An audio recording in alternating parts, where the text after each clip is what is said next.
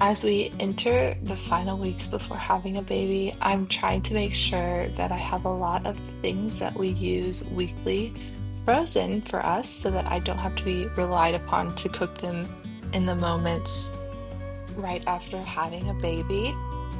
One thing that we eat a lot of is sourdough bread. Although I'm not quite to milling my own wheat berries, I do find that the fermentation process of sourdough is super beneficial to our family's health. So I made and froze several loaves to get us through those first few weeks of postpartum. One fun thing I wanted to try was adding butter to my stretching folds and during the lamination process to create a croissant sourdough that I keep seeing all over social media. I went ahead and baked one loaf for my family and was able to put the other in the freezer so that we could have it for later. The loaf that we baked was super delicious and flaky in a way that most of my sourdough loaves are not. So it was a really nice switch up, and my family really loved it. I found that it's easiest for me to just double or triple any recipes I'm already making and be able to stick the extras into the freezer to pull out at a later date. Something that's been on my mind a lot recently is how much nesting is a scam, and I like truly believe that. You are preparing to have a new baby, you're constantly tired and hungry, and then your brain starts to tell you all of the tasks that need to be done before the baby is born. But here's the catch, very few of those things are going to actually matter to the baby. So, sure, you need to put things together like a crib or move your older child out of the nursery into a different room and make sure all of your baby supplies are ready, especially in a case like mine where you're gathering up a lot of things in preparation for a home birth. But the crazy part is that most of the tasks that you're doing don't matter at all to the baby and feel so incredibly important. But let me just tell you that there is about a 0% chance that your newborn is going to be looking in your drawers or checking out your pantry organization or making sure that your medicine cabinet is well organized. But I simply could not wait until I had the baby to have these things done. They needed to be done right now. So, trust me when I say that I know that nesting is a real thing, but I do feel like it is the biggest scam of pregnancy. I do feel like it is a great time to kind of reset and reorganize and get ready for the baby at hand and just get those tasks done that you never really prioritize. So I spent many hours reorganizing our pantry and the junk drawer in our kitchen, as well as several other drawers.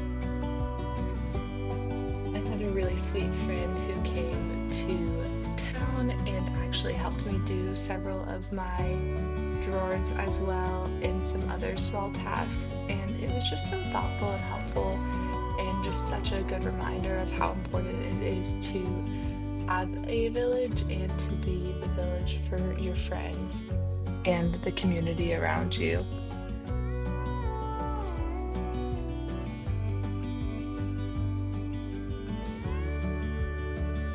Although I do believe that nesting and some of the tasks that you end up doing don't really affect the baby, I do think it's really nice that in those first few weeks you really don't have to worry about much and you don't have to kind of perseverate on those tasks that are small or just annoying because you've kind of completed them all. And I love that part of nesting.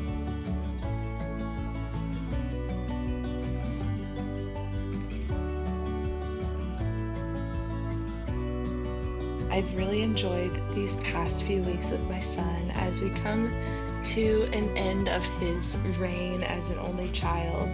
it's been such a fun time. It's so special to spend time with him in this way, and I know that he's just going to be a fabulous big brother. However, I do find it to be quite bittersweet that we're adding another person to our family and he won't have my full undivided attention anymore.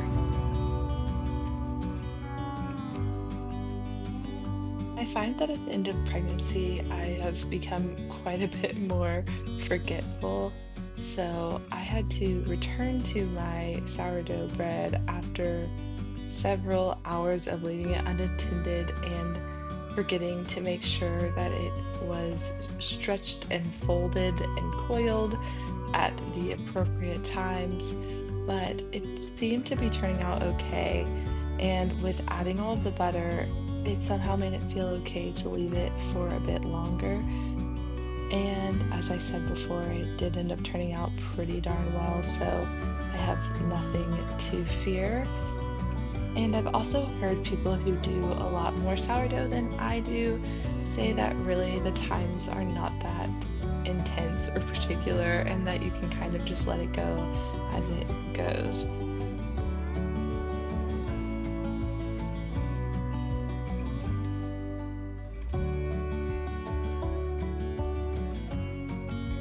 I did find that when you are adding the butter to the bread, it works out much better if the butter is really super cold, like straight out of the freezer every single time. So I shredded it when it was frozen, and then I would leave it in the freezer until I was adding it into the dough. And I did that for the stretch and folds, and then again when I was laminating it.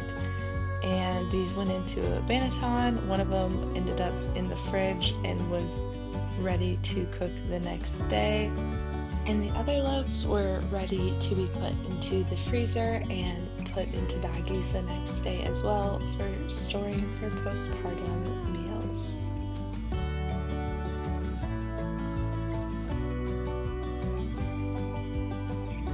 Something that has helped me a whole lot as I have begun preparing for postpartum is to make sure that everything that's going into my freezer is well marked so that when I'm ready to pull it out, I can do that with a lot of ease, even if maybe I'm not the person that's getting it out and preparing it to be cooked.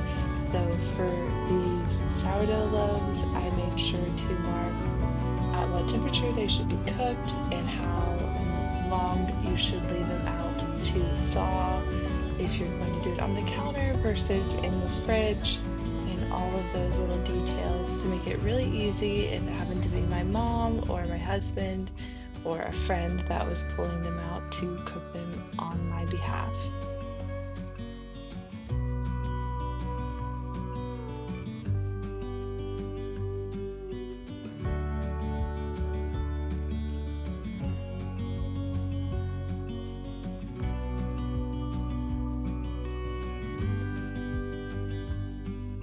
Like I mentioned before, this loaf turned out so good. It was so tasty and delicious and flaky, and my younger sister, who lives close by, came by to enjoy it hot with us, and it was just so perfect.